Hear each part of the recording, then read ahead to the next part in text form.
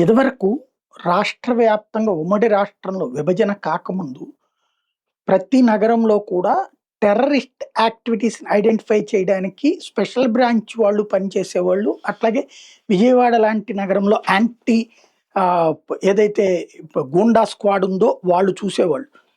Police శాఖలో అదొక ప్రత్యేకమైనటువంటి పనిగా ఉండేవాళ్ళు.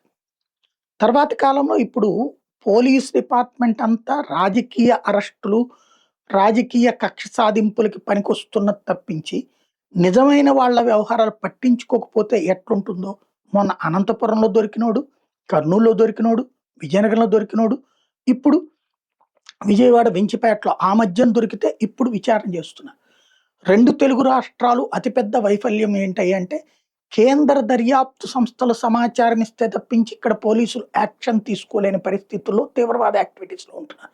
ఇదివరకు స్పెషల్ బ్రాంచోళ్ళు ఇదే పనిలో ఉండేవాళ్ళు. ఎవడెట్లున్నాడు, ఏంటి అనేటటువంటి.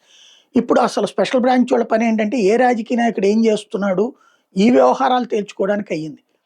బాబు గారికి అట్లాంటి వాటిట్లో మంచి ఎక్స్‌పీరియన్స్ ఉంది. కరెక్ట్‌గా అడ్మినిస్ట్రేషన్ చేయించడం అన్నటువంటిది. ఇప్పుడు ఆ అవసరం ఉంది. ఎందుకంటే తీవ్రవాదం ఇళ్ళ దగ్గరకొచ్చేసింది. ఇంతవరకు అక్కడక్కడ యాక్టివిటీ నుంచి ఎక్కడ, ఎప్పుడు ఎవరిని చంపాలనుకుంటున్నారో తెలియట్లేదు.